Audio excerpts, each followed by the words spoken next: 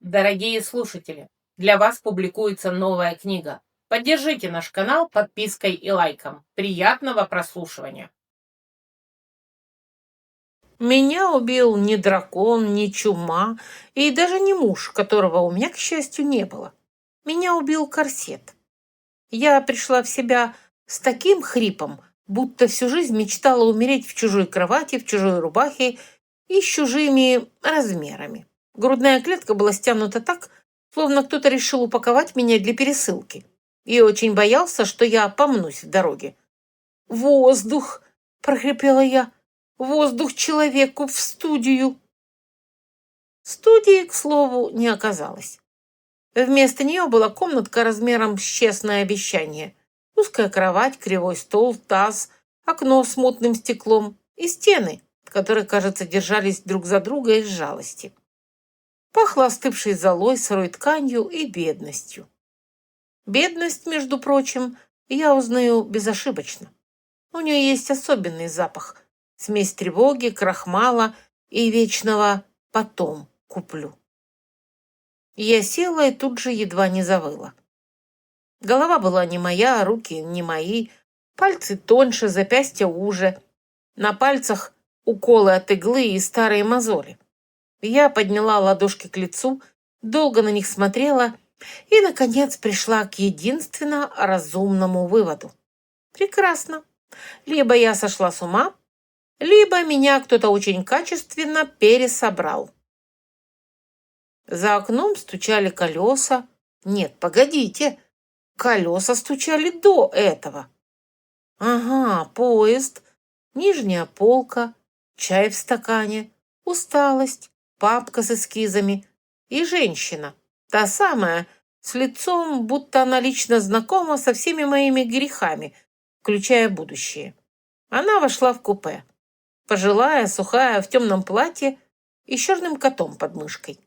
Не женщина, а ходячее предупреждение не смотреть косо на незнакомцев. Я тогда и не смотрела косо. Я смотрела устало и с подозрением. Ну, может, чуть-чуть с раздражением. Она вошла в купе, оглядела меня так, будто я заняла не полку, а похитила ее наследство, и сказала: «Молодежь теперь совсем без почтения». Я человек взрослый, самостоятельный и наученный жизнью не спорить с экзотическими пассажирами. Вежливо ответила: «Почтение у меня есть, просто я его экономлю». Кот прикрыл один глаз, женщина оба. А потом я уснула. И вот вам результат. Проснулась совсем не там, не так. И, подозреваю, даже не в том веке. Я сползла с кровати, доплелась до тазика с водой и уставилась на свое отражение. На меня смотрела бледная девушка лет 20, с большими серыми глазами, острым подбородком и выражением лица «простите, что родилась». Волосы русые, под глазами тени. «Нет», — сказала я, — «это не я.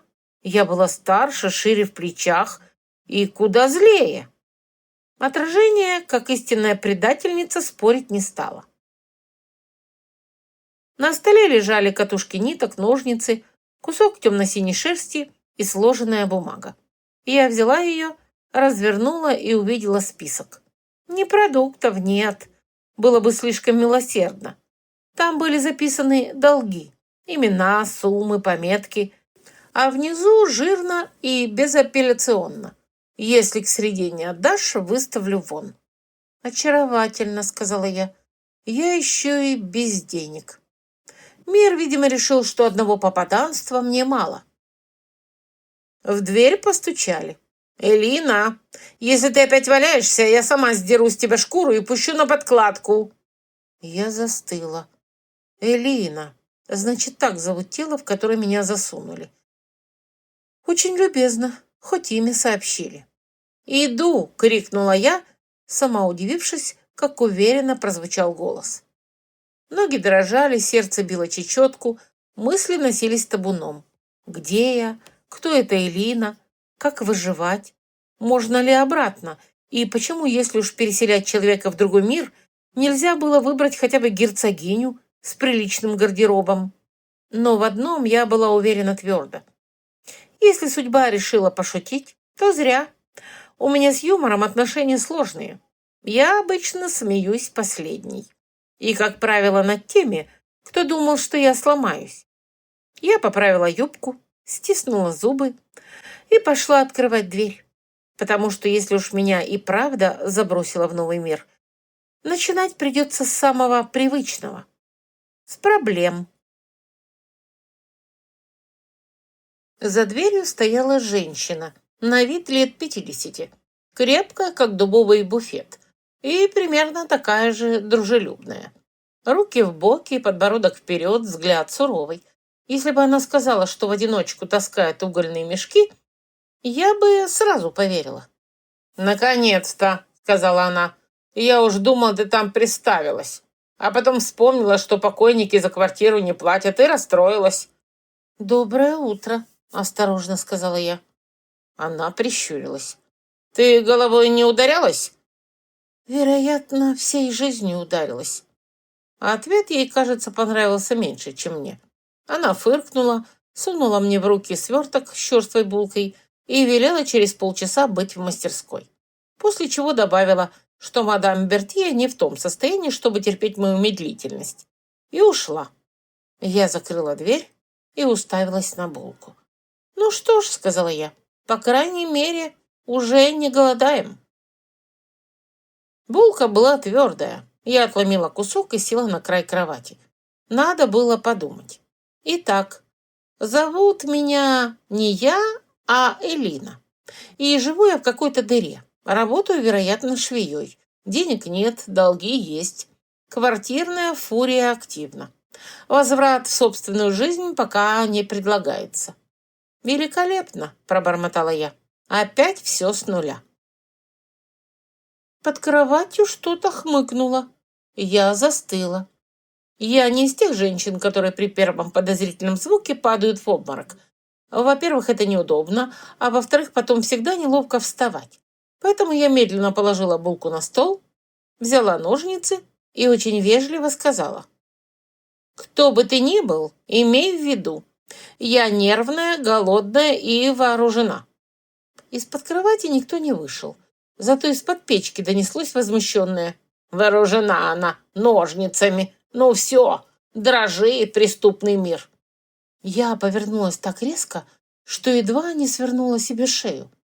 На кирпичном выступе у печки сидело существо ростом мне по колено. Лохматое, сердитое, в жилетке неопределенного цвета и с выражением лица старого завхоза. Нос картошкой, глаза бусины, борода клочками. Он смотрел на меня с таким неодобрением, будто это я завелась у него в доме, а не наоборот. «Я сплю? Или уже сошла с ума?» — сказала я. «Третье», — буркнул он, — «ты попала». «Ты кто?» «Домовой». «Ну да, конечно. Почему бы и нет? После поезда, чужого тела и булки домовое — это даже как-то успокаивает». Он спрыгнул на пол, деловито отряхнул жилетку и подошел ближе. «Чего уставилась? Дом как дом, домовой как домовой. Элина меня почти не видела.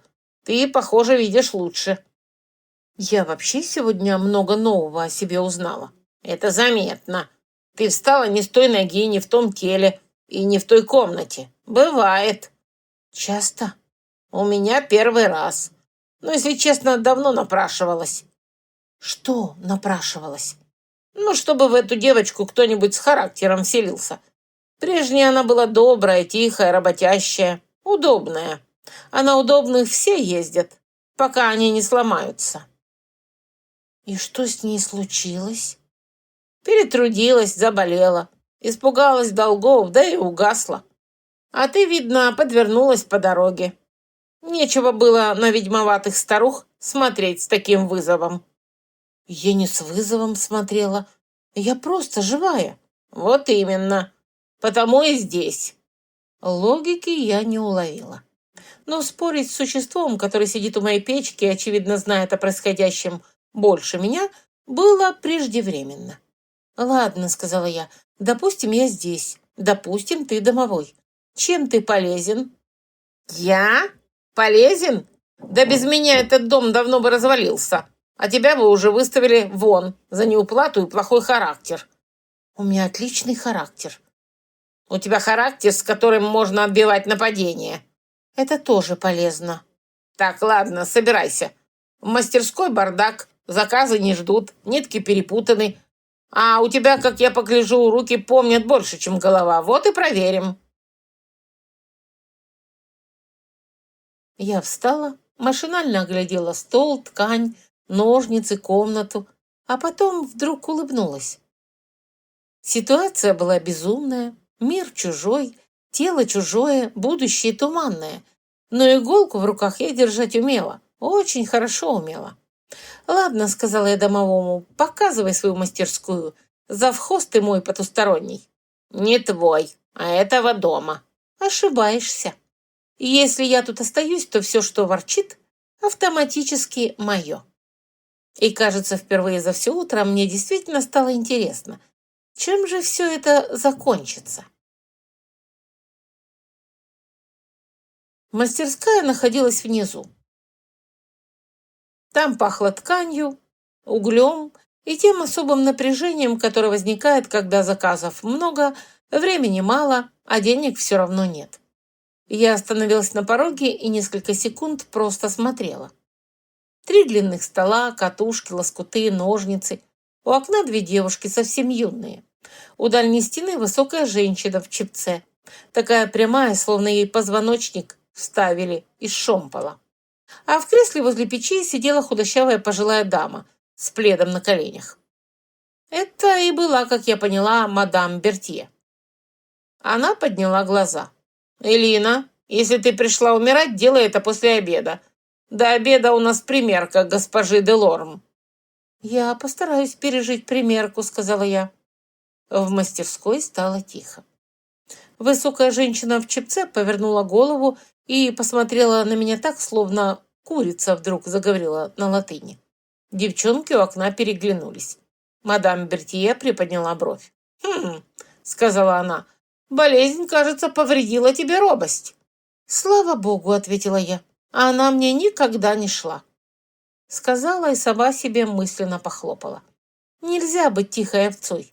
Если тебя уже однажды пытались съесть волки, конкуренты и арендаторы. Я все это проходила. В другом мире, в другой жизни, но проходила. И начинать снова удобной девчонкой я не собиралась. Мне кивнули на стол у окна. Там лежало платье из светло-зеленого шелка, почти готовое. Но с лифом, который выглядел так, будто ненавидел женщину как явление. Я провела рукой по шву и едва не застонала. «Кто это шил?» — вырвалось у меня. «Это крой по последней моде». «Мода тоже ошибается», — сказала я. «Здесь пройма душит, грудь сплющивается, и талия куда-то уехала. А если клиентка вздумает сесть, платье треснет». Мадам Бертье протянула руку. «Ножницы, Элина». Я подала. «Нет, тебе. Исправляй». Ну вот. Или мой звездный час, или публичная казнь. Я вздохнула, выдохнула, разложила платье. Пальцы двигались сами. Здесь распороть, тут убрать. Здесь дать свободу движению. В голове будто щелкали давно знакомые шестеренки. Ткань говорила со мной понятнее людей. Это всегда было моим утешением. Люди врут, ломаются, обижаются, а ткань честнее. Если ее режут плохо, она мстит сразу. Через четверть часа я подняла платье. «Пусть примерит», — сказала я. Клиентку долго ждать не пришлось. Госпожа Делорм плыла в мастерскую вся в духах, кружевах и в уверенности, что мир создан ради ее удобства. На меня она не взглянула вовсе, и это было ошибкой. Я не люблю, когда меня недооценивают. Когда платье на ней застегнули, в комнате повисло напряжение. А потом госпожа Делорм расправила плечи, сделала вдох и села. Села, и швы не лопнули. «О», — сказала она, В этом можно дышать. Иногда это полезно, заметила я. Она медленно повернулась к зеркалу. Кто исправил? В мастерской стало тихо. Мадам Бертье посмотрела на меня долгим странным взглядом. «Элина», — сказала она, — «похоже, ты, наконец, проснулась». Я не стала спорить, потому что, честно говоря, сама только начинала понимать, насколько она права. Успех, как выяснилось, вещь крайне приятная, но совершенно несъедобная. То есть да, госпожа Делорм в платье задышала, расчувствовалась, похвалила крой и даже сказала, что у меня неожиданно умные руки. Последнее прозвучало так, будто руки у меня до этого считались отдельным видом прислуги, но я решила не придираться. В моем положении похвала от богатой клиентки была не просто лестью, это был шанс. Шанс, который закончился ровно через 20 минут, когда на пороге мастерской появилась моя квартирная фурия. Та самая крепкая, с подбородком тараном. С лицом человека, который приходит не поговорить, а взыскать. «Элина», — сказала она, — «среда». «И что?» — спросила я. «А то, что или деньги, или комната». Госпожа Делорм, которая уже натягивала перчатки, тут же сделала тот особый вид, какой делают обеспеченные люди, когда бедность вдруг начинает происходить слишком близко от них. Девочки за столами втянули головы в плечи. Высокая швея, которую, как я узнала, звали Марта, застыла с таким удовольствием, будто мысленно уже мерила мою работу на себя. Я очень не люблю, когда меня унижают при зрителях. Не потому, что у меня слабые нервы, наоборот. Просто в такие моменты у меня просыпается характер, а он обычно не помещается в рамки хороших манер. «Сколько?» – спросила госпожа Делорм, не глядя на меня. Все обернулись к ней. Квартирная фурия тоже. И, кажется, впервые в жизни она растерялась. «Что?» «Долг. Сколько?» «2 серебряные кроны и 80 медиков, госпожа». Делорм достала кошелек, а я сделала шаг вперед. «Нет». Тишина была такая, что домовой у печки перестал шуршать. «Прошу прощения», — медленно сказала Делорм. «Я благодарна за намерение», — ответила я, «но я не беру милостыню». Квартирная фурия аж покраснела от счастья. Вид у нее стал такой, будто она только что услышала: «Да, конечно, выгоняйте меня под дождь босиком. Я именно об этом и мечтала». Госпожа Делорм прищурилась. «А если это не милостыня? Тогда что?» Она неторопливо сняла перчатку, провела пальцем по шву на рукаве и повернулась к мадам Бертье. «Мне нужно платье для ужина у виконта Ренье, новое, неудушающее, и к нему легкая прогулочная накидка.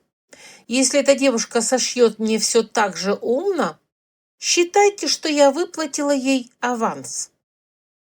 Я молчала ровно 3 секунды, только потому, что внутри у меня шел сложный переговорный процесс между гордостью и здравым смыслом. Победил, разумеется, здравый смысл. Он вообще у бедных женщин всегда тренирован лучше всего. «В таком случае, — сказала я, — это уже не милостыня, это деловое сотрудничество». «Вот и прекрасно», — кивнула Делорм. Квартирная фурия явно расстроилась, что драматического выселения не случилось, но деньги взяла, причем с таким видом, будто делает мне одолжение. Когда дверь за ней закрылась, Марта сухо заметила: «Смело для должницы». Я повернулась к ней. «Осторожно. Для женщины, чей лиф я сегодня спасла от публичного позора». Мадам Бертье кашлянула, и кашель этот означал ровно одно: прекратите мериться характерами. «Элина», — сказала она, — «за мной». Мы прошли в ее крошечный кабинетик за ширмой. Бертье села, устало опустилась в кресло и долго смотрела на меня. «Что с тобой случилось?» — спросила она наконец. «Если бы я знала». «Я устала быть удобной», — ответила я. И ведь не солгала. Она чуть наклонила голову. Если это новая Элина, то старая мне нравилась меньше. Но учти, талант не отменяет долгов, и один удачный лиф не делает тебя мастером. Знаю. Тогда докажи. Она открыла ящик, достала сложенный лист и протянула мне. Заказ. Большой, срочный. На 4 платья для сестер из хорошего дома, плюс переделка траурного гардероба их тетки, которая, судя по переписке, пережила мужа, но не вкус. Я подняла глаза. «Вы хотите отдать это мне?» «Я хочу посмотреть, справишься ли ты. И не забудь, провалишь заказ, подведешь всех нас». Я взяла бумагу. «Справлюсь. Посмотрим». Когда я вышла обратно в мастерскую, домовой уже сидел на столе, болтая ногами. «Ну что?» – спросил он. «Обрадовали тебя?» «Дали шанс утонуть красиво». «Это уже лучше, чем тонуть скучно», – заметил он. Я посмотрела на заказ, на ткани, потом на свои руки, и вдруг поймала себя на том, что улыбаюсь. В конце концов, я знала этот путь. Снова долги, снова недоверие, снова работа до боли в спине и темноты в глазах. Ничего нового. Только корсет в этот раз хуже. За хорошей тканью, как и за достойным мужчиной, всегда приходится идти самой. Утром следующего дня мадам Бертье, не успев толком прокашляться, выдала мне список необходимого, кошелек с таким количеством монет, что он скорее морально поддерживал, чем реально оплачивал покупки. И короткое напутствие. Не дай себя обмануть. А если попытаются? Тогда торгуйся, как за собственную жизнь. Я мысленно усмехнулась. За свою жизнь я уже торговалась, причем с судьбой. После такого любой лавошник – разминка. Рынок встретил меня шумом, гомоном, булками, яблоками и людьми, которые явно полагали, будто занимают в мире слишком мало места, поэтому срочно надо распихать локтями окружающих. Домовой сидел у меня в корзине под свертком холста и ворчал всю дорогу. «Не наступай в лужу, не смотри по сторонам, следи за кошельком и не улыбайся мяснику». «Я не улыбаюсь», – прошипела я сквозь зубы. «Пока нет, но ты вообще-то склонна к излишней самоуверенности». «Это не самоуверенность, это профессиональная деформация». Лавка Леона Морена оказалась лучше, чем я ожидала. Чистая, просторная, с аккуратными стеллажами и тем редким ощущением порядка, которое я уважаю почти так же сильно, как прибыль. За прилавком стоял мужчина лет 35. Лицо спокойное, взгляд внимательный. Опасный тип. Надежные мужчины всегда опасны. Они расслабляют. «Чем могу помочь?» – спросил он. «Тканью, желательно хорошей, и по цене, от которой у меня не остановится сердце». «У вас слабое сердце?» «Нет, бюджет». Я развернула список. Он пробежал глазами строчки и кивнул. «Для мастерской Бертье?» «Да». «Значит, вы Элина?» «Так интересно. У меня уже есть дурная слава или уже хорошая?» «Пока противоречивая». «Это почти комплимент». Он стал снимать с полок рулоны. Серо-зеленую шерсть, кремовый муслин, ленты, тесьму. Все было добротное, приятное на ощупь и, по моим ощущениям, подозрительно дорогое. Я проверила кромки, плотность, переплетение нитей и невольно одобрительно хмыкнула. «Вы разбираетесь», — заметил он. «Да, я умею отличить приличную ткань от попытки меня ограбить. Удобный навык». Домовой в корзине тихо фыркнул. «Спроси про склад слева. Там у него остатки прошлой поставки. Если он не дурак, то уступит». Я застыла на секунду, а потом, как бы, между прочим, провела пальцами по другому рулону. «А что у вас вот там слева? Похоже на остатки из старой партии?» Морен посмотрел на меня уже внимательнее. «У вас хороший глаз». «У меня плохие деньги. Приходится компенсировать». Он все-таки достал 2 рулона. Отличная ткань. Чуть не ходовой оттенок, зато благородный. Если пустить на нижние юбки, отделку и одну накидку, выйдет прекрасно. «Сколько?» – спросила я. Он назвал цену. Я посмотрела на него как женщина, которую только что оскорбили в лучших чувствах, в профессионализме и немного в печени. «Простите, вы продаете ткань или пытаетесь выдать мне в приданое поллавки?» «Это честная цена». «Для кого? Для герцогини? Я шью не для королевы, а для мастерской, которая еле дышит». «Тогда вам стоило пойти туда, где продают хуже». Я еще не настолько отчаялась. Он скрестил руки на груди. «И сколько, по-вашему, это стоит?» Я назвала свою цену. Он даже бровью не повел, только сказал: «Вы меня разорите». «Не драматизируйте. Чтобы разорить мужчину, нужна либо очень глупая женщина, либо очень красивая. А я сегодня занята». У него дрогнули губы. Почти улыбка. Мы торговались минут 10, со вкусом, со взаимным уважением и легким желанием придушить друг друга. В итоге сошлись на сумме, от которой мое сердце не умерло, а только театрально прилегло. Когда он упаковал покупку, я спросила: «Почему вы уступили?» «Потому что вы действительно понимаете, что берете.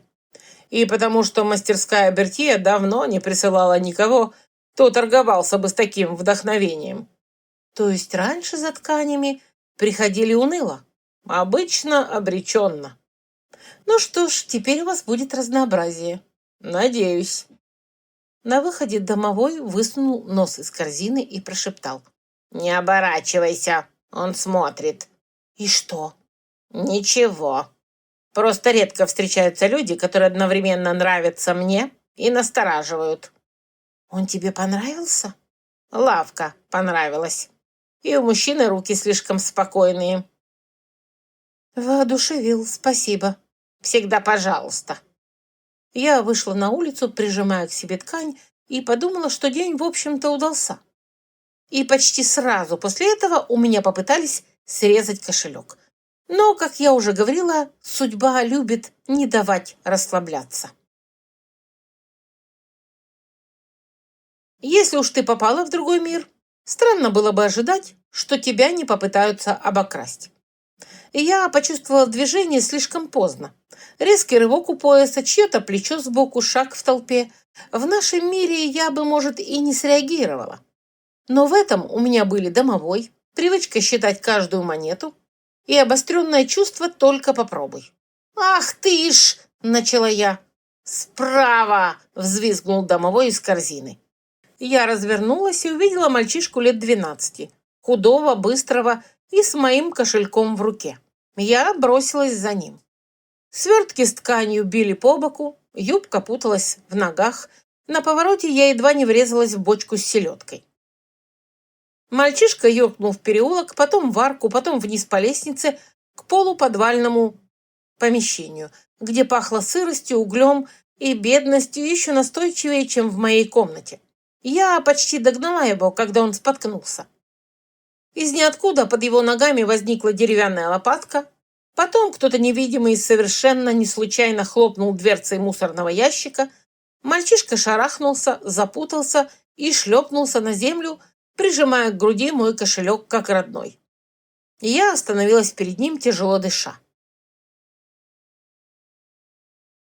«Вот», — сказала я, упираясь руками в колени, — «именно за это я и не люблю бег».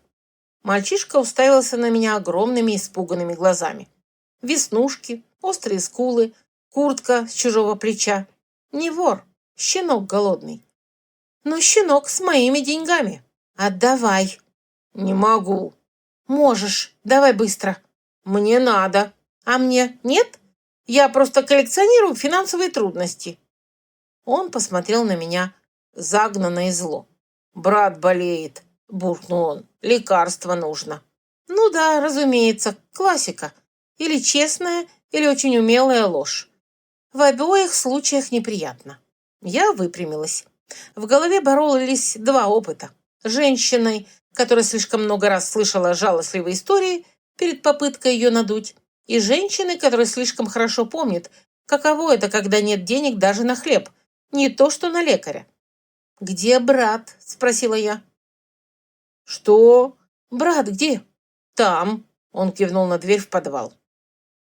Домовой уже сидел на перилах лестницы и смотрел на меня с тем видом, с каким обычно старые коты наблюдают за молодыми идиотами, которые лезут в неприятности добровольно. «Только не тащи в дом всех серых и убогих. У нас и без того места мало». «У нас?» – уточнила я. «Ты же сказала, все, что ворчит, твое». «Ну да, было такое. Видимо, поспешила». Я велела мальчишке подняться и пошла за ним вниз.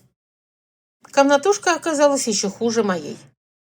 На матрасе у стены лежал второй мальчик, помладше, бледный, лихорадочный. Рядом кружка с водой, тряпка и полное отсутствие хоть каких-то признаков взрослого человека. «Где родители?» – спросила я. Старший дернул плечом. «Нет». Вот и все. Одно короткое слово. И вся картина собралась сама. Я прикрыла глаза на секунду. Очень хотелось быть жесткой, разумной и не лезть туда, где у меня нет ни сил, ни денег, ни времени.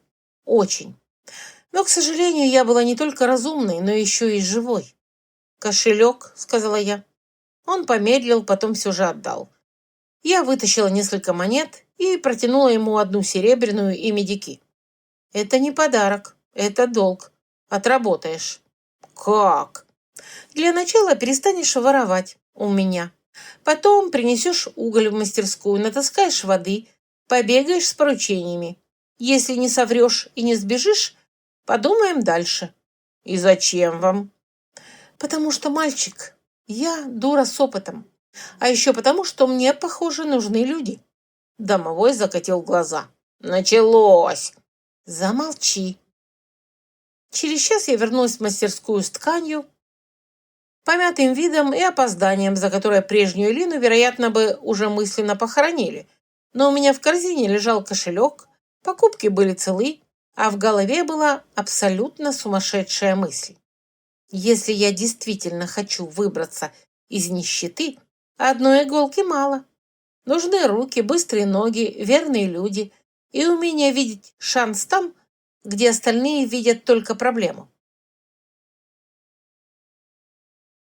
Когда я разложила ткани на столе, мадам Бертье долго молчала, щупала шерсть, рассматривала муслин и, наконец, кивнула. «Хорошо выбрала». Это было почти как орден. Я улыбнулась. Маленькая победа. Но именно из таких потом и вырастают целые модные дома. Если кто-то думает, что шить платье для молодых девушек – это про красоту и творческий полет, он никогда не работал с 4 сестрами одновременно.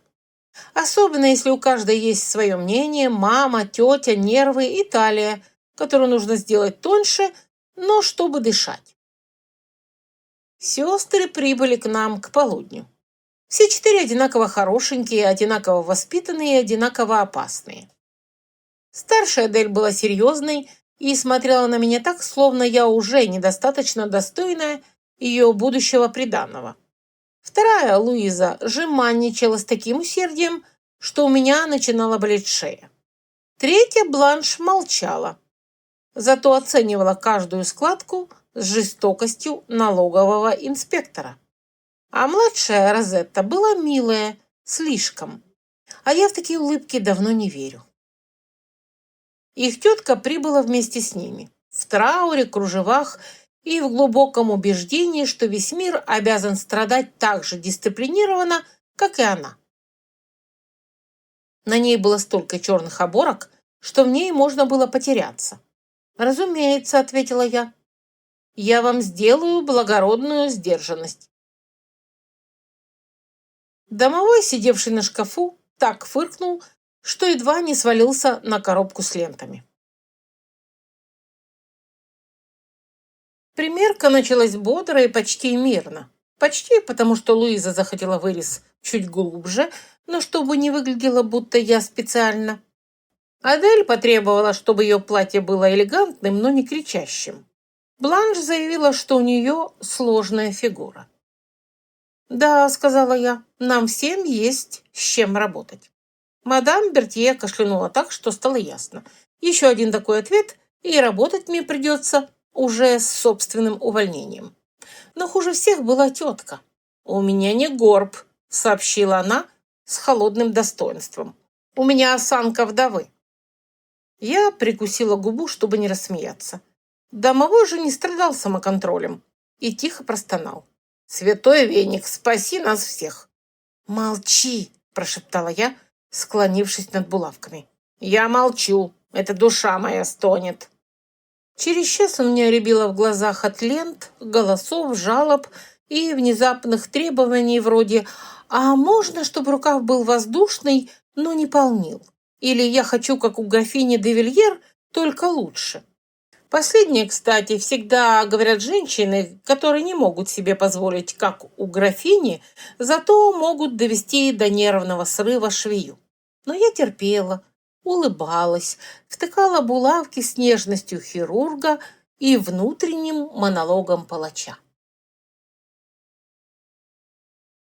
К концу примерки я уже знала о каждой из сестер больше, чем хотела. Адель собиралась замуж и боялась не любви, а скуки. Луиза хотела произвести впечатление на какого-то виконта с усами. Бланш страдала от того, что старшие сестры всегда были интереснее. А Розетта, поймав мой взгляд, вдруг тихо сказала: «Вы странная, Элина». «Спасибо, это лучше, чем скучная». «Нет, я не об этом. Вы смотрите на нас так, будто вам нас иногда жалко». «Иногда», — честно сказала я. Она улыбнулась. «Мне это нравится». «Ну вот, отлично». И еще и младшая клиентка начала видеть меня насквозь. Скоро и утюги заговорят. Когда они наконец ушли, я рухнула на стул и заявила: «Если когда-нибудь мне предложат управлять королевством, я соглашусь. Там, по крайней мере, меньше капризов». «Не факт», — заметил домовой. «Там еще и министры». «Тогда нет, я не вывезу». «Но держалась ты хорошо». «Я? Я была великолепна. Еще немного, и мне начнут доплачивать за моральный ущерб». «Тебе бы за язык доплачивать». Я прикрыла глаза и усмехнулась. Усталость была зверская, но вместе с ней пришло то старое, знакомое чувство. Азарт. Большой заказ, большой риск. То есть, по сути, моя стихия. Я всегда считала, что настоящая беда в работе – это не когда заказов много, а это когда все идет подозрительно хорошо. Вот именно тогда и жди пакости. Утро началось почти приятно. Я пришла раньше всех, разложила ткани. Домовой деловито носился по полкам, вытаскивая нужные катушки. «Синий не сюда». «Это серо-зеленый. У меня есть глаза». Я уже собиралась ответить ему что-нибудь язвительное, когда обнаружила, что мои лучшие ножницы исчезли. То есть не мои из прежней жизни, конечно, а местные, тяжелые, удобные, отлично заточенные. Я помнила совершенно точно, что оставила их на столе. Теперь там было пустое место. «Кто?» – спросила я. «Трогал мой стол?» Марта подняла голову первой. «Никто». Какая неожиданная ложь с самого утра. Девочки испуганно переглянулись. Одна поклялась, что не подходила. Вторая вообще посмотрела на меня как человек, который всю ночь честно спал и теперь искренне не понимает, почему его подозревают в заговоре. Мадам Бертье еще не спустилась. Значит, скандал пока был мой личный. Домовой вскарабкался на край стола и сообщил: «Искать надо». «Спасибо. Что бы я без тебя делала?» «Всегда пожалуйста. Хочешь, еще скажу, что надо дышать воздухом?» Я прошлась по мастерской, проверила корзины, ящики, полки, даже подкладку на манекене. Пусто. «Их унесли», — сказала я. Марта фыркнула. «Может, ты сама забыла, куда положила?» Я повернулась к ней с такой милой улыбкой, что сама бы себе не поверила. «Марта, Если я забуду, куда кладу рабочий инструмент, меня можно будет выносить в гробу. До тех пор нет. В этот момент в мастерскую вошла девушка в ярко-желтом плаще. Высокая, красивая, с идеально уложенными локонами и улыбкой, похожей на дорогую булавку. Блестит, а пользы никакой. Она даже не поздоровалась сначала. Осмотрела помещение, как инспектор, и только потом произнесла: «Я ищу мадам Бертье, или ту новую швею, о которой уже начали болтать на улице». «С кем имею честь?» — сказала я. «Селестина де Арвиль». А, вот и счастье пришло. Конкуренция, упакованная в шелк. Она перевела взгляд на ткани, на выкройки, на мои руки. «Так это вы», — сказала она. «Я слышала, у вас удачно получилось платье для госпожи де Лорм». «Удачно — это когда клиентка платит и не падает в обморок от корсета. Да, было такое». «Любопытно, обычно мастерская Бертье не славилась новаторством. А вы, я смотрю, славитесь обходительностью». «Я славлюсь качеством». «Тогда нам обеим есть чем гордиться». Селестина чуть склонила голову. «Я пришла предупредить. Семья де Роше — мои постоянные клиентки. Если вы попытаетесь их переманить...» «Простите», — перебила я, — «я занята тем, чтобы успеть и ходить, а не переманить. Не у всех есть время строить драму из рулонов ткани». «Вы слишком уверены в себе». «Нет, просто мне уже поздно пугаться». Она ушла почти сразу, шурша плащом и самолюбием, а я осталась стоять посреди мастерской с очень неприятным ощущением. «Это она», — тихо сказал домовой. «Я тоже так думаю». «Не ножницы брала лично, но след чужой». «След?» «Запах, намерение. Суета нездешняя». «Великолепно. Значит, у нас не только заказ, но и диверсия». «Это еще жизнь тебя любит», — заметил домовой. «Когда не любит, она сразу пожар устраивает». Я вдохнула, выдохнула, посмотрела на стол. «Ладно, раз моих ножниц нет, будем работать так. Но если я найду, кто сунул руки в мои вещи, этот человек узнает о себе много нового и неприятного». «Вот теперь я тебя узнаю», — с одобрением сказал домовой. «Ты меня всего 3 дня знаешь и уже устал. Все как с родной». А к полудню ножницы нашлись в корзине с тряпьем, там, где они никак не могли оказаться сами. И вот тогда я окончательно поняла, игра пошла всерьез. Если у тебя воруют инструмент, первый порыв — кричать, второй — убивать. Но с возрастом, опытом и регулярным общением с идиотами приходит понимание, что лучший способ победить — это не истерика. Это холодная память, внимательные глаза и очень хорошая подготовка к ответной любезности. Поэтому я не стала устраивать сцену, а стала наблюдать. Во-первых, Марта нервничала сильнее обычного. Не как человек, который виноват. Скорее, как человек, который очень хочет, чтобы виноватым оказался кто-то другой. Во-вторых, девочки начали шарахаться от моего стола, будто он кусается. А в-третьих, домовой однажды поймал в коридоре чужую девчонку-ученицу из соседней мастерской. «Маленькая, рыжая, нос любопытный и руки липкие», — доложил он. Сунулась к полке, потом к ящику. Потом услышала шаги и убежала. «Из мастерской Селестины?» «Оттуда. У них еще духи приторные.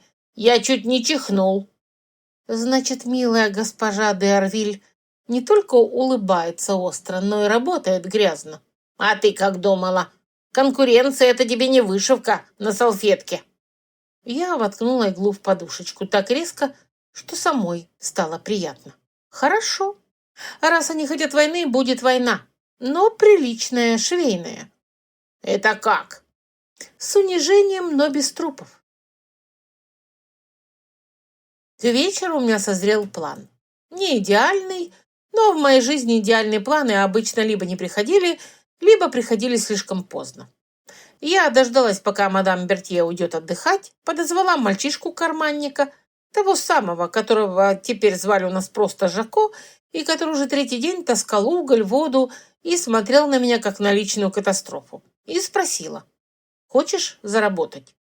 «Честно?» «Почти».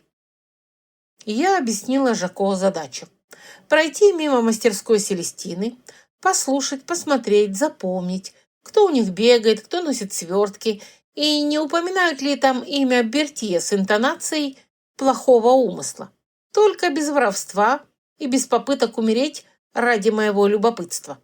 Если тебя поймают, ты просто голодный мальчик, который искал работу. Понял? Понял. А если полезешь туда, куда не надо, я тебя лично придушу. Тоже понял. Он ушел. Домовой посмотрел ему вслед и вздохнул.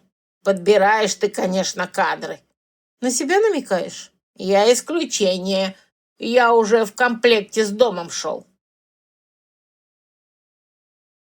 Поздно вечером Жако вернулся, грязный и довольный. «У них там ругались», — сообщил он с порога. «Одна ученица получила по уху за то, что опять не туда сунулась. И еще говорили, что если у Бертье сорвется заказ, госпожа де Роше вернется к мадам Селестине». Я кивнула, что и требовалось доказать. «И еще завтра к ним привезут какие-то новые ленты. Дорогие, голубые». Домовой оживился. «Голубые с серебром?» «Ага». Он повернулся ко мне. «Это для младшей де Роше, Розетты. Она вчера на них глазела у торговки». Я медленно улыбнулась. То есть Селестина знает, что Розетта хочет именно такие? Выходит, да. А знать она этого не могла, если только не подслушивала здесь. «И что теперь?» — спросил Жако. Я взяла мел, подошла к выкройке и сказала с тем спокойствием, которое во мне всегда означает приближение к красивой пакости. «А теперь, мальчики, мы сделаем то, что женщины в моем положении делают веками». «Поплачем?» — предположил домовой. «Хуже. Что может быть хуже?» Я подняла взгляд. «Подготовимся. Лучше конкурентки». «Страшный ты человек, Элина». «Нет», — сказала я просто очень не люблю, когда меня пытаются выставить дурой». И впервые за все это время я почувствовала не просто азарт.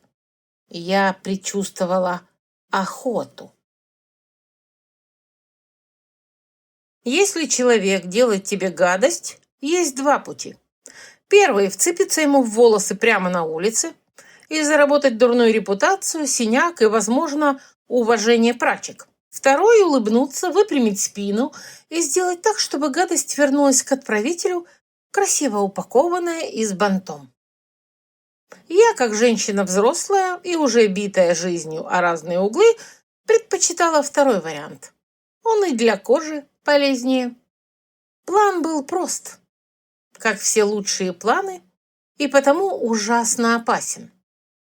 С утра я нарочно оставила на столе развернутый набросок платья для Розетты де Роше. Очень милого, воздушного и очень неправильного. Слишком много оборок, рукава с сомнительным намеком на детскую занавеску.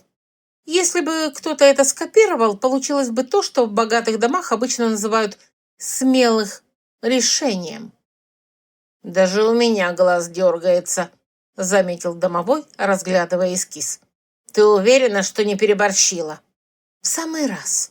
Женщина, которая ворует чужие идеи, редко крадет их с критическим мышлением. А если не клюнет? Тогда я это просто сожгу и скажу, что у меня был творческий припадок». Жако тем временем занял пост в коридоре. То есть сидел на ящике с углем и старательно изображал ребенка, у которого в жизни нет ни одной цели, кроме как мешать взрослым. Получалось у него естественно. «Рыжая пришла», — сообщил он через полчаса. «Та самая». Домовой растворился где-то под полками с той деловитостью, с какой некоторые люди идут на семейный совет, заранее зная, кто там виноват. А через несколько минут в мастерской действительно мелькнула соседская ученица. Тонкая, как шнурок, с глазами хорька и выражением лица «я тут случайно». Она сделала вид, что зашла спросить про пуговицы. Потом случайно задержалась у моего стола. Потом случайно, очень внимательно посмотрела на набросок. А потом случайно ушла. «Ну все», — сказал домовой, — «случайность состоялась». Но настоящее платье для Розетты я шила совсем другим. Легким, живым, без лишней тяжести. С отделкой не голубыми лентами, которые уже приготовила Селестина, а мягким серебристо-жемчужным шитьем по поясу и манжетам. Розетта была не из тех девушек, которым нужно больше украшений. Ей нужно было одно, чтобы платье не пыталось быть интереснее хозяйки. К вечеру в мастерскую явились Дероше на промежуточную примерку. И вот тут начался мой любимый вид спектакля. Богатые люди, которым неожиданно приходится признавать, что бедная швея умеет думать. Адель в своем темно-сливовом платье стала похожа не на скучную невесту, а на женщину, которая однажды очень испортит кому-то семейную жизнь, осознанно и со вкусом. Луиза, получив нужную долю кокетства, буквально задышала флиртом. Бланш увидела в зеркале талию, плечи и чуть не расплакалась. А потом вышла Розетта. Она застыла перед зеркалом, прижала ладони к лифу и прошептала: «О, вот ради этого «о» мы, собственно, и живем. Ради того момента, когда женщина вдруг видит себя не как всегда, а такой, какой ей давно следовало быть». Тетка в трауре даже перестала выглядеть как личное проклятие человечества. «Очень достойно», — сказала она, и для нее это было почти признание в любви. Я уже начала было верить, что день пройдет без новой катастрофы, как распахнулась дверь. На пороге стояла Селестина де Арвиль, а за ее спиной Луиза де Роше, которая, ахая и всплескивая руками, объявила: «Ах, мадам Селестина как раз принесла показать нам ленты того самого голубого оттенка». Я медленно выпрямилась. Домовой за спиной шепнул: «Ну, сейчас кто-то очень элегантно сядет в лужу». И впервые за долгое время я ощутила не злость, а чистое, хрустящее предвкушение. Есть мгновение, когда судьба, вместо того, чтобы честно дать человеку проблемы по одной, решает швырнуть ему в лицо сразу корзину. И стоит этот человек посреди мастерской, улыбается и думает: ну, хоть не кирпичи. Вот так я и стояла, пока Луиза восхищенно трещала про прелестные голубые ленты, а Селестина входила с видом королевы, случайно заглянувшей в чулан для метелок. В руках у нее действительно были ленты, голубые, очень дорогие и очень не к месту. Я подумала, что семье Дероше может быть любопытно сравнить варианты, сказала она тем сладким голосом, от которого у меня сразу возникает желание проверить, не пропали ли столовые приборы. «Какая неожиданная забота о чужих клиентах», — ответила я. Розетта уже тянулась к лентам, сияя как человек, которому сейчас покажут маленькую трагедию. «А, я именно такой оттенок хотела!» «Разумеется», — сказала я. Все повернулись ко мне. Я подошла к столу, взяла пояс Розетты с жемчужным шитьем и подняла его на свет. Но только не для Розетты. Наступила тишина. «Простите», — сказала Селестина. «Голубой с холодным серебром хорош, если задача украсить ленты, а не девушку. Розетта слишком теплая по тону лица. Этот цвет ее выбелит. Серебро даст резкость, и получится не юность, а простуда при свечах». Розетта испуганно моргнула и уставилась на меня. Я шагнула к ней, приложила голубой отрез у плеча. Потом убрала, а вместо него подняла отделку платья. Сравнение вышло убийственным. Даже тетка в трауре увидела разницу. А уж у нее, подозреваю, зрение давно настроено только на скорбь и недостатки. «О, Боже!» — сказала Луиза. «И правда!» Адель прищурилась. «Селестина, вы знали, что речь идет именно о Розетте?» Вот тут я и получила свое маленькое аккуратное счастье, потому что этот вопрос в комнате был главным, и задала его не я. Селестина улыбнулась безупречно. Если бы улыбками можно было штопать дыры, ей бы цены не было. «Я просто предположила». «Удивительно точно», — сказала я. Она посмотрела мне прямо в глаза. Ах, как же мы друг другу не понравились в этот момент. Это была почти нежность. «У вас богатое воображение, Элина». «У меня богатый опыт», — сказала я. «Это практичнее». Мадам Бертье, появившаяся словно из воздуха, именно тогда, когда сцена дошла до нужной температуры, окинула всех взглядом и произнесла сухо. «Если госпожа де Арвиль закончила навещать мои примерки без приглашения, я бы хотела вернуть их моим клиенткам». Селестина чуть склонила голову. Проигравшая не должна выглядеть проигравшей. Это я понимала и даже уважала. Но дверь за ней закрылась все-таки слишком резко. Примерка закончилась уже почти празднично. Когда Дероше ушли, оставив после себя запах духов, шелест юбок и надежду на оплату, я позволила себе сесть. Ровно на полминуты. Потому что потом в мастерскую пришел Леон Морен с большим плоским свертком под мышкой и лицом человека, который принес новости или неприятности. «Надеюсь, я не вовремя?» – спросил он. «Показывайте, что там», – ответила я. Он положил сверток на стол и развернул.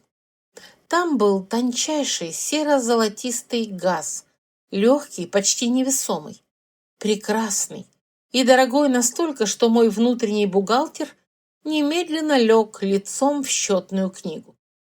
«Один рулон пришел, случайно, с южной поставкой», — сказал Леон. «И я подумал о вас». Вот так, всего 4 слова. «Я подумал о вас». Очень опасная фраза. Особенно для женщин, у которой и без того проблемы с бюджетом. «И вы часто думаете о разорении своих клиенток?» – спросила я.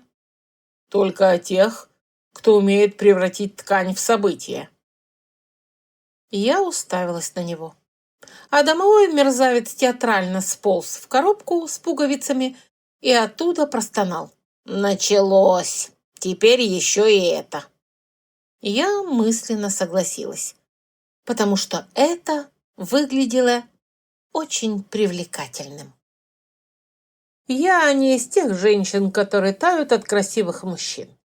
Я из тех, кто сначала выясняет, сколько стоит ткань, зачем он ее принес, и не пытается ли этим рулоном купить мою душу, мастерскую и здравый смысл.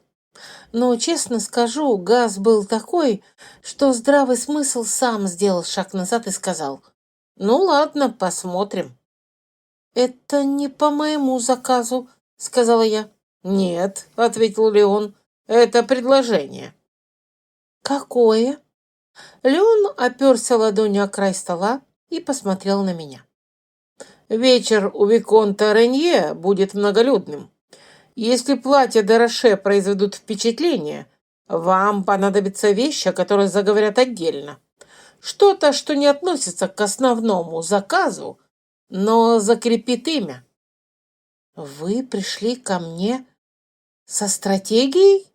А вам неприятно?» «Нет, просто неожиданно. Обычно мужчины приходят к швее либо с деньгами, либо с какими-нибудь пожеланиями к жилету». «Я предлагаю, чтобы вы сделали из этого газа накидку для госпожи Делорм. Кредит. А она любит быть первой, кто появляется в новом. Если она выйдет в вашей работе у Ренье, к утру о вас будут говорить полгорода». Я посмотрела на ткань, потом на него, потом снова на ткань. Потом опять на него, потому что ткань, конечно, прекрасна, но мужчина, который понимает ценность демонстрационного изделия, это тоже редкий дар. «Почему?» – спросила я. «Почему что?» «Почему вы мне помогаете?» «Потому что у вас талант. И потому что, когда в город возвращается живое ремесло, это выгодно не только вам». «То есть вы все-таки думаете как торговец?» «Всегда». «Слава богу, я уже испугалась, что как романтик». «Это было бы так ужасно». «Для бюджета – да». Домовой не выдержал и громко фыркнул. Леон повернул голову на звук. Я застыла. «У вас тут кто-то есть?» – спросил он. «Только мои нервы», – быстро сказала я. Леон еще секунду смотрел куда-то в сторону шкафа, потом вернулся к разговору. Мы разложили ткань на столе. Я уже видела, что из нее можно сделать. Не тяжелую накидку, нет. Полупрозрачный верхний слой, узкое крепление под горлом и чуть вышивки по краю. «Это должно двигаться», – бормотала я скорее себе, чем ему. «Дышать вместе с ней, чтобы при повороте свет шел следом». «Вот поэтому я и принес это вам», – тихо сказал Леон. «Хорошо», – сказала я беру. Но если прогорю, вы будете чувствовать себя виноватым. Если вы прогорите, я принесу еще ткань». Вот так, спокойно и буднично, как будто подобные вещи мужчинам вообще стоит произносить в присутствии одинокой швеи и одного крайне ехидного домового. Когда он ушел, домовой вылез из-за коробки и сел на ткань. «Ну что, хозяйка, поздравляю!» «С чем?» «Теперь у тебя сразу две беды. Конкурентка и мужчина». «Мужчина не беда».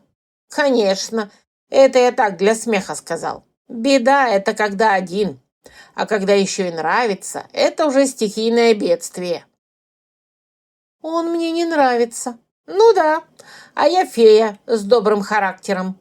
Ты домовой, с отвратительным, но наблюдательный же». Я не ответила, потому что отвечать было нечего.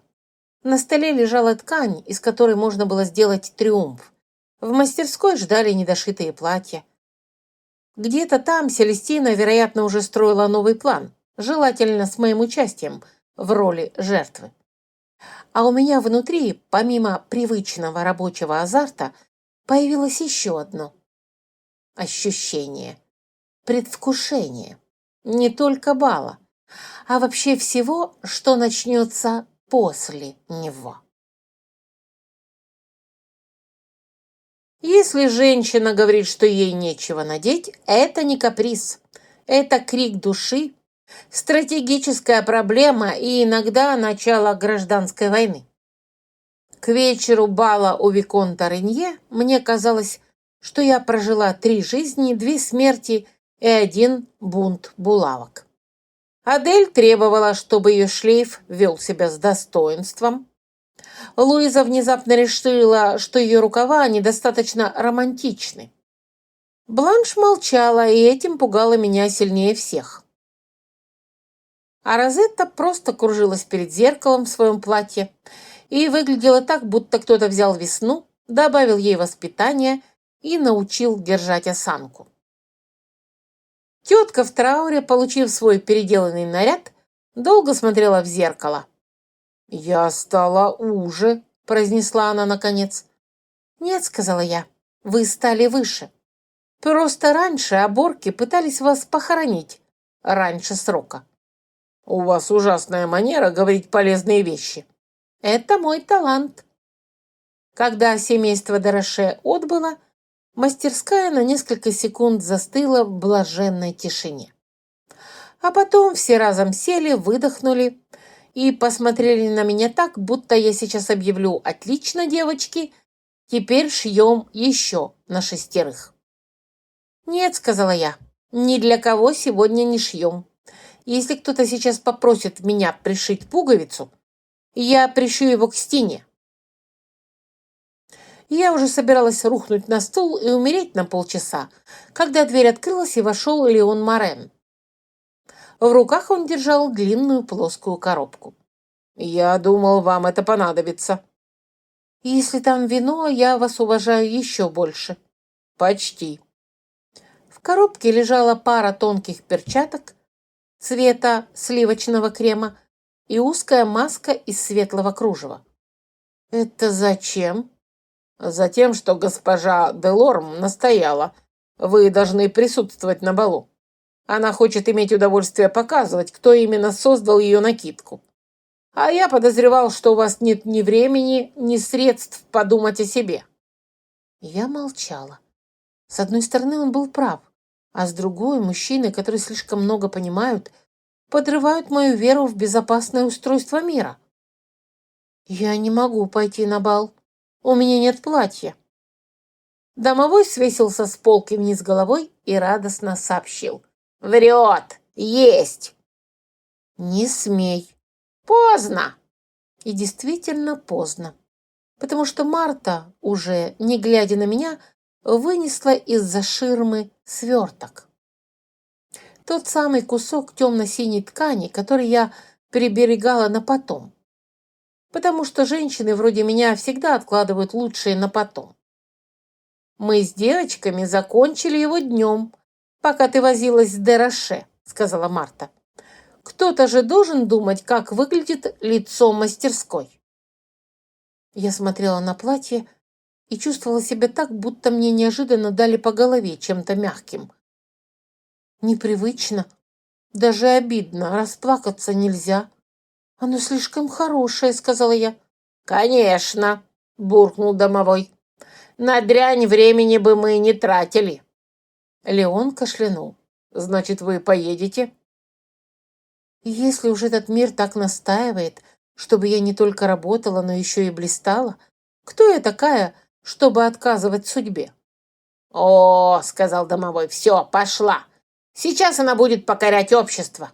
Замолчи. Я-то замолчу, а вот общество вряд ли. И как ни странно, именно в этот момент я поняла. Я боюсь. Ни заказов, ни Селестины, ни провала. А того, что этот вечер может действительно все изменить. А перемены, даже желанные, всегда вгоняют меня в легкое желание спрятаться под стол. Желательно с чаем и без людей. Если ад существует, то для швеи он выглядит как бал, где на одной площадке собраны все ее работы, их обладательницы и женщины, которые уверены, что тут нужно было чуть иначе. Но, надо признать, ад этот был красив. Дом виконта Ренье сиял огнями так, будто решил лично поспорить со звездами. В залах блестели зеркала, золото и шелк.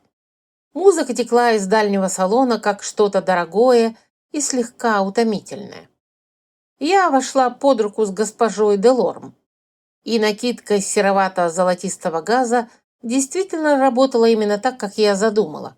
Не висела, не спорила с платьем, а жила с ним вместе. Светилась на поворотах и дышала при каждом шаге. Люди начали оборачиваться почти сразу.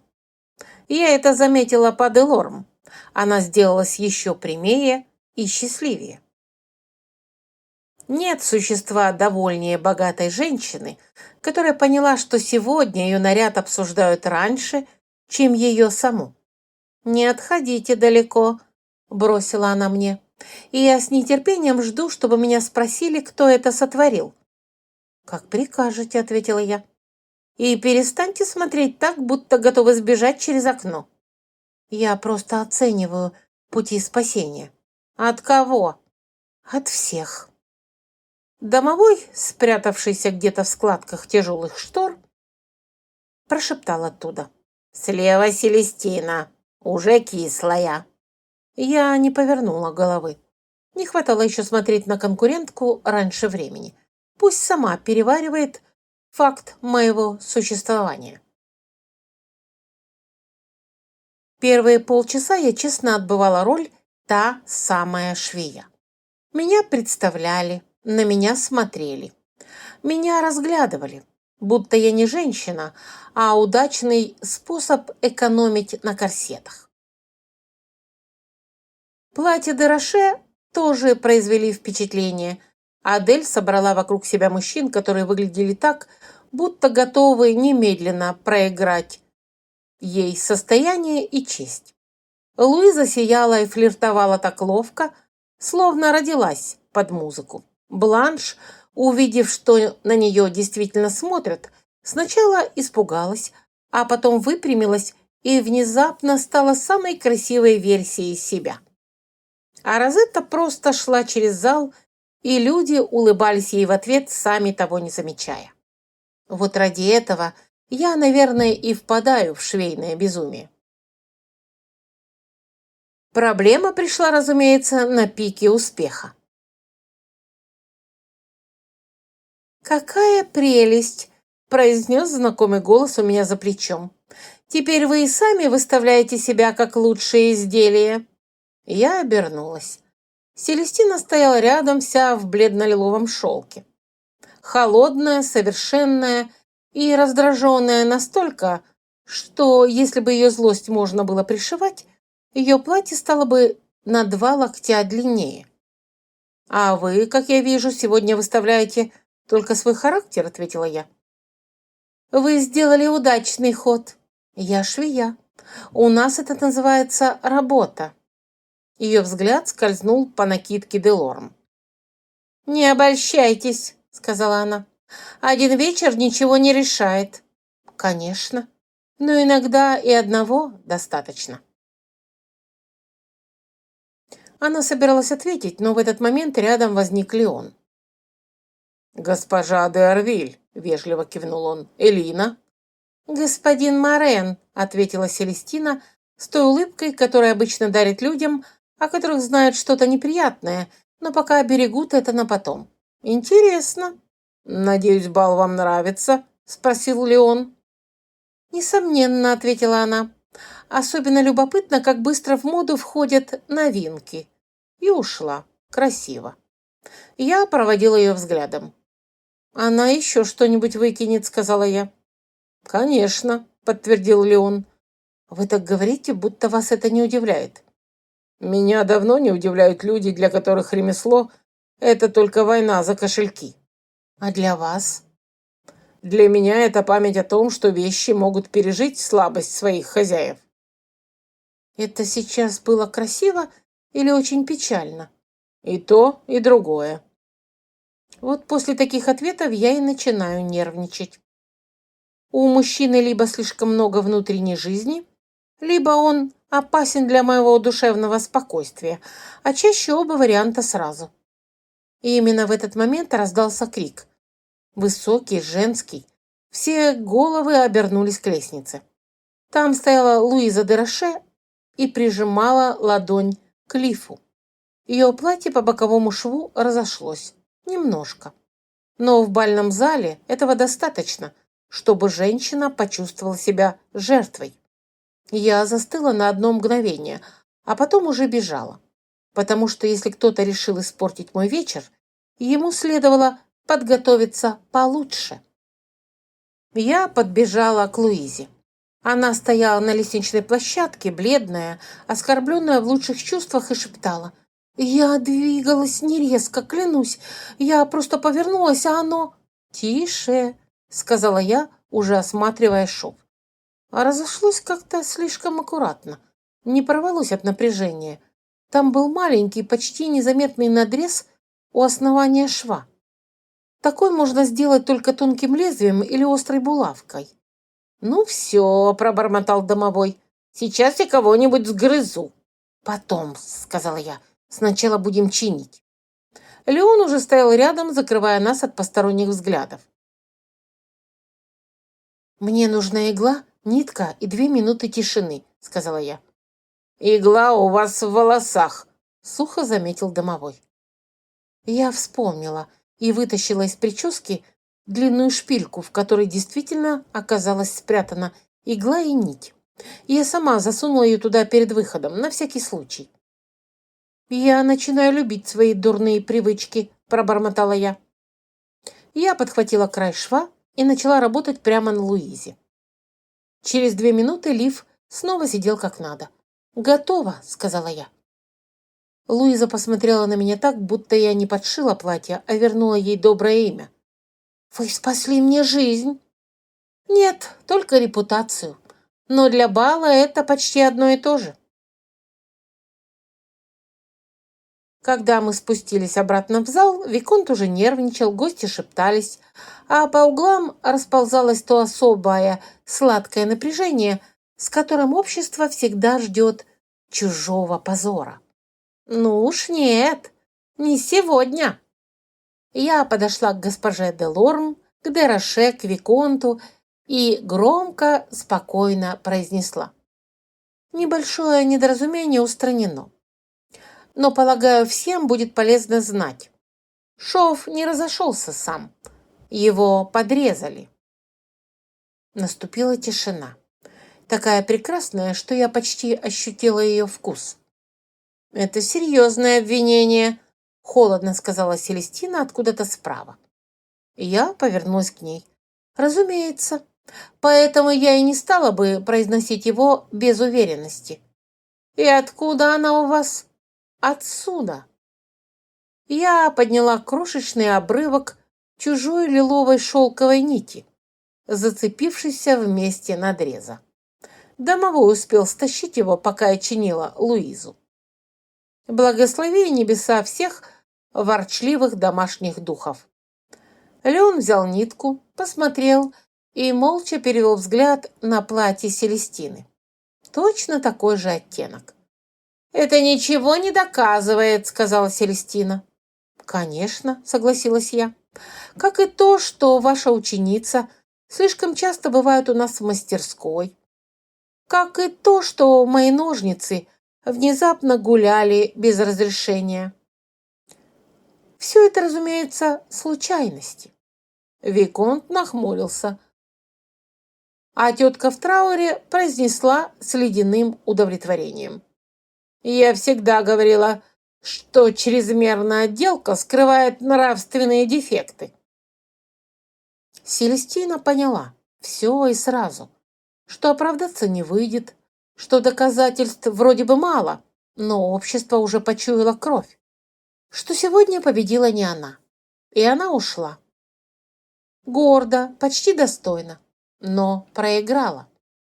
И в тот миг, когда музыка снова заиграла, а зал понемногу выдохнул и вернулся к танцам, я вдруг поняла, что стою посреди этого блестящего, чужого мира, и он мне больше не чужой.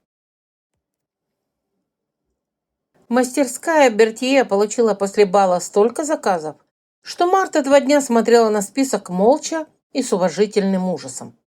Госпожа Делорм объявила всем, кто хотел и не хотел слушать, что именно эта девушка шьет вещи, в которых можно быть красивой и не страдать.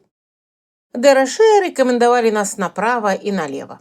А мадам Бертье, вызвав меня в кабинет через неделю, сказала: «Я стара, больна и не хочу умереть над счетами. Мастерская перейдет к тебе, постепенно, если не испортишь дело». «А если испорчу?» «Тогда я восстану из гроба и устрою тебе выволочку». «Отлично. Значит, мотивация у меня будет вечная». Она фыркнула. Это у нее заменяло нежность. Вечером я сидела у себя в комнате, смотрела на список заказов и думала, что, кажется, все. Началось. Не выживание, не случайная удача, а моя новая жизнь. Домовой сидел на печке и грыз яблоко. «Ну что, хозяйка, допрыгалась? Теперь ты не просто швея. Теперь ты почти гроза общества». «Почти? Пока без отдельной вывески». В дверь постучали. На пороге стоял Леон Морен с бумагами в руках. «Я принес расчеты по ткани и еще одно предложение». Я посмотрела на него, потом на бумаги. «Если это опять что-то, от чего у меня начнутся проблемы, проходите». Он улыбнулся. «Боюсь, именно так и есть». Я отступила в сторону. «Тогда точно заходите. У меня, как показывает практика, отлично получается начинать все с нуля». Домовой за моей спиной простонал: «Все, теперь точно не соскучимся». И он был совершенно прав.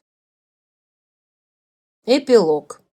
О двух жизнях и одной вывеске. Вывеску вешали криво. Я это поняла еще в ту секунду, когда Жако, стоя на лестнице, героически высунул язык от усердия, а Марта снизу орала, что буква съехала, а домовой с подоконника комментировал все это так, будто лично руководил строительством дворца. «Левее!» — кричала я. «Я и так левее!» — кричал Жако. «Это другое левее. У вас у всех плохой глазомер», — ворчал домовой. «И слабая связь с геометрией». «Это у тебя связь с полом ослабнет, если не замолчишь», — пообещала я. Но, как ни странно, именно в таком бедламе мне было хорошо. Над дверью моей, теперь моей мастерской, наконец повисла вывеска. «Дом моды Элины Вард». Громко? Да. Немного нахально? Безусловно. Но если женщина шила полжизни, выживала дважды и оба раза начинала с нуля, она имеет право на красивую вывеску. Даже если эта вывеска сначала висит, как пьяный родственник на празднике. Я стояла посреди улицы, задрав голову, и смотрела на нее так, будто это не доска с краской, а официальное подтверждение. Да, дорогая, ты опять невозможным образом выкрутилась. «Ну что, хозяйка», — сказал домовой, — «довольна?» «Нет», — ответила я, — «хочу еще одну мастерскую, нормальный склад, 3 новых манекена, хорошее освещение и чтобы поставщики перестали делать честные лица на плохой ткани». «То есть довольна?» Я усмехнулась. Во второй жизни я стала честнее хотя бы с собой. Да, довольна. Очень. Иногда по вечерам я все еще вспоминаю свою первую жизнь. Не часто и не так, как люди вспоминают утраченную любовь или умершую юность. Скорее, как старый город, из которого давно уехала. Там было многое, что меня сделало, и многое, что меня вымотало. В 21 веке у меня была мастерская, потом ателье, потом маленький, но настоящий модный дом. Я сама все строила. Без чуда, без богатых родственников, без мужчины на белом коне и даже без мужчины на приличной машине. Были заказы, аренда, бессонные ночи, поставщики, которые врут вдохновенно и дорого. И клиентки, уверенные, что чуть-чуть ушить — это работа на 3 минуты. И вечная привычка рассчитывать только на себя. Я многого добилась, правда. У меня были витрины, показы, счета, деловые встречи, кофе, от которого кровь уже наполовину состояла из кофеина, и телефон, который звонил так часто, будто ненавидел меня лично. Я знала, как пробиваться, как держаться, как не просить помощи, как улыбаться, когда хочется лечь лицом в ткань и тихо умереть между рулоном шерсти и накладной. Я не была несчастной, но и особенно счастливой, если уж честно, тоже не была. Слишком занята, слишком упряма, слишком привыкла, что если остановлюсь, все рухнет. А потом был поезд, нижняя полка и пожилая женщина с черным котом. И один очень сомнительный поворот судьбы, после которого я снова оказалась швеей, без денег, без имени и с домовым, который до сих пор считает, что без него я даже чай налью с ошибкой. И вот ведь что обидно. Здесь, в этом странном мире, без моего привычного века, без электричества, без поездов, без рекламы, я вдруг стала жить как-то полнее. Тяжелее? Да. Беднее? Поначалу очень. Но полнее. Потому что теперь, когда я устаю, я знаю. Рядом люди, которых я не тащу на себе в одиночку. Марта ворчит, но держит порядок железной рукой. Жако бегает быстрее дурных новостей. Девочки в мастерской уже спорят с клиентками так, что я ими почти горжусь. А мадам Бертье делает вид, что только наблюдает, но на самом деле следит за всем, как ястреб за неумелыми куропатками. А домовой? Ну, домовой просто везде. Я слышу, между прочим. Так это и было сказано для тебя. Тогда добавь, что я красив, умен и незаменим. Ты мохнат, нахален и слишком много ешь. Завидовать грех. Я рассмеялась, потом снова подняла глаза на вывеску. Жизнь, как выяснилось, не обязана быть понятной, чтобы оказаться твоей. Иногда она ломает все до основания, пересаживает тебя в чужое тело, швыряет в чужой век и говорит: «Ну давай, красавица, удиви меня». Что ж, кажется, я умею. И если быть совсем честной, во второй раз у меня получается даже лучше. Конец. Автор книги Тиса и Серж Луис. Друзья, спасибо, что были с нами до конца этой истории. Если вам понравилась аудиокнига, поддержите ее лайком и комментарием. Для нас это действительно важно. Подпишитесь на наш канал. Впереди вас ждут новые миры, магия, любовь и истории, в которые хочется возвращаться снова и снова. До скорой встречи!